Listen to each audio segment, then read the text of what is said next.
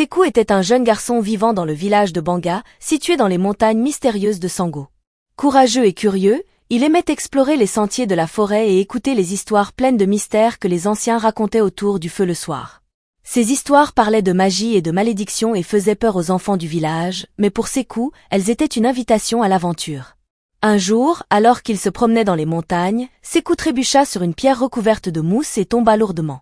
Sous les feuilles mortes et les racines d'arbres, il découvrit un vieux coffre en bois, à moitié enterré. Tremblant d'excitation, il l'ouvrit doucement. À l'intérieur, des pièces d'or brillaient. Sekou ne pouvait pas en croire ses yeux. Il pensa immédiatement à tous les cadeaux qu'il pourrait offrir à sa famille et à ses amis avec ce trésor. Mais dès qu'il toucha les pièces, il sentit un frisson glacé parcourir son corps, comme si une présence maléfique s'était soudainement réveillée. Pris de panique, Sekou referma le coffre rapidement et courut jusqu'au village, le cœur battant très fort. De retour chez lui, il raconta tout à sa mère, qui l'écouta avec une grande gravité. « Mon fils, ce trésor est maudit, dit-elle d'une voix tremblante. Les anciens ont toujours dit que les montagnes de Sango étaient hantées par des esprits maléfiques. Quiconque ose toucher à leur or est condamné à subir leur malédiction. » Sekou fut horrifié par cette révélation. Il ne voulait pas que sa famille souffre à cause de lui. Mais que devait-il faire du trésor ? Les jours suivants furent marqués par des événements étranges et inquiétants. Les récoltes de sa famille commençaient à dépérir sans raison apparente et son petit frère tomba gravement malade. Les villageois chuchotaient sur la malédiction des montagnes et Sekou se sentait de plus en plus coupable et angoissé. Une nuit, alors qu'il se tournait dans son lit, incapable de trouver le sommeil, Sekou entendit une voix murmurer son nom. Il se leva, les jambes tremblantes, et suivit la voix jusqu'au coffre, caché dans un coin de sa chambre.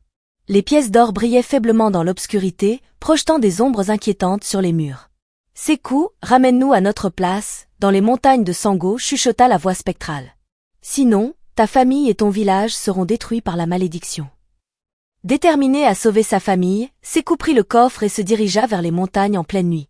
La forêt, habituellement familière, lui semblait maintenant hostile, les arbres tordus semblant le surveiller de leurs branches sinistres. Alors qu'il gravissait la pente raide, la tension dans l'air devenait palpable. Les bruits de la forêt s'éteignaient peu à peu, remplacés par un silence oppressant. Soudain, un craquement de branches fit sursauter Sekou. Il se retourna vivement, mais ne vit rien dans l'obscurité. Accélérant le pas, il sentait la peur grandir en lui. Plus il s'approchait du sommet, plus l'atmosphère devenait étouffante. Arrivé à la clairière au cœur des montagnes, un vent glacial soufflait, et Sekou frissonna de tous ses membres. Il déposa lentement le coffre sur le sol et recula de quelques pas, guettant un signe de la malédiction. Pendant un moment qui sembla une éternité, rien ne se produisit. Puis, les pièces d'or se mirent à briller d'une lueur verdâtre et le coffre s'ouvrit brusquement, laissant s'échapper une forme spectrale.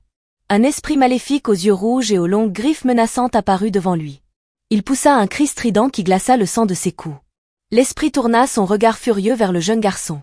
« Insolent mortel, tu as osé dérober notre trésor » gronda l'esprit d'une voix caverneuse. « Pour cela, toi et ta famille seraient maudits à jamais. » Il avait commis une erreur terrible en ramenant le trésor ici. Maintenant, sa famille et son village allaient souffrir par sa faute. Des larmes de peur et de regret coulèrent sur ses joues. « Non, je vous en supplie, épargnez-les, implora-t-il. C'est moi qui suis responsable, pas eux. » L'esprit maléfique eut un rire glaçant. « Trop tard, jeune insensé. La malédiction est déjà en marche. Maintenant, tu vas rester ici pour l'éternité, à regarder ceux que tu aimes se détruire. » Sekou cria de terreur alors que l'esprit fonçait sur lui, bras tendus pour l'agripper. Mais au dernier moment, les yeux rouges de l'esprit se radoucirent et il recula légèrement. « Peut-être ai-je été trop sévère, dit-il d'une voix plus douce. Tu es courageux, petit. Et tu as fait preuve de repentir en ramenant le trésor. » Sekou, tremblant, leva les yeux vers l'esprit. « Vous n'allez pas me maudire ? » ?»« Non, répondit l'esprit. Je peux sentir que tu as un bon cœur.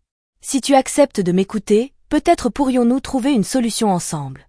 Je suis lié à ce trésor par une ancienne malédiction, mais je n'ai jamais voulu faire du mal aux innocents. » Sekou hocha la tête, encore sous le choc. « Que puis-je faire pour aider ?» L'esprit t'expliqua que le trésor avait été volé à un ancien roi de Sango par des bandits et que leur malédiction avait piégé son âme et celle de ses gardiens dans le coffre. Pour briser la malédiction, il fallait retrouver et rendre les objets sacrés du roi, dispersés dans les montagnes. Sekou écouta attentivement et accepta de relever ce défi. Avec l'aide de l'esprit, il commença une quête périlleuse pour retrouver les objets sacrés. Au cours de sa quête pour retrouver les objets sacrés et briser la malédiction, Sekou affronta des pièges et des défis redoutables qui testèrent sa ruse, sa bravoure et sa détermination. La première étape de son voyage a conduit Sékou à une caverne appelée Caverne du Vent Hurlant. Les légendes disent que cette caverne cachait un objet sacré, mais elle était gardée par des esprits du vent. En entrant, Sékou a fait face à des vents si forts qu'il pouvait soulever des pierres et la pousser contre les murs. Pour avancer, il devait marcher pendant les moments où le vent était calme, un peu à la fois. Mais ce n'était pas tout. À mi-chemin, il a découvert que le sol était couvert de trappes cachées, prêtes à s'ouvrir sous ses pieds. Avec son agilité et son intelligence, Sékou a utilisé des cailloux pour tester le sol devant lui, évitant ainsi de tomber dans des trous profonds. Après avoir traversé les vents, Sékou est allé vers une vallée brumeuse où se trouvait le labyrinthe des illusions. Ce labyrinthe faisait même perdre les plus sages. Les murs semblaient bouger et les chemins changeaient tout le temps. Sékou a dû affronter des visions effrayantes qui tentaient de la détourner de son chemin. À un moment, il a vu sa mère et son petit frère en détresse, l'appelant à l'aide. Son cœur s'est serré, mais il s'est souvenu des avertissements de l'esprit. Il a fermé les yeux, respiré profondément et ignoré les appels. En utilisant son intuition et une marque qu'il avait faite sur le mur d'entrée, il a trouvé la sortie du labyrinthe. Cette épreuve a renforcé son mental et son discernement. Dans les montagnes lointaines, Sékou a rencontré un grand gouffre. Un ancien pont, maintenant invisible, permettait de le traverser, mais seules les âmes dignes pouvaient l'emprunter. Un esprit gardien est apparu et a posé une énigme à Sékou. Je suis plus fort que l'acier, mais j'ai peur du feu. Plus je vieillis, plus je deviens léger. Qui suis-je?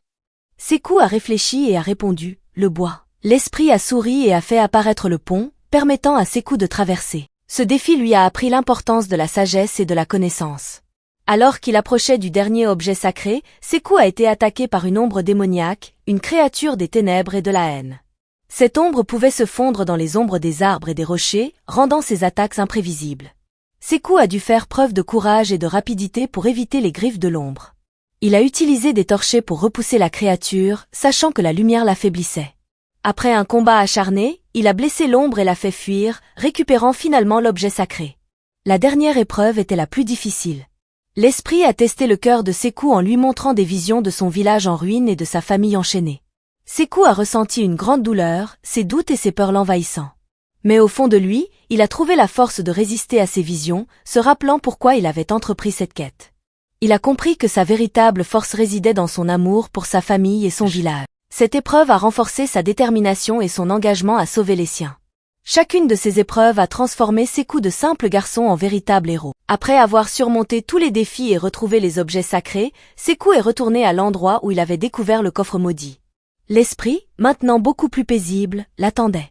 Sékou a placé les objets sacrés dans le coffre, récitant l'incantation que l'esprit lui avait enseignée. Une lumière brillante a enveloppé le trésor et un vent doux a soufflé à travers la clairière, dissipant les ténèbres des montagnes de Sango.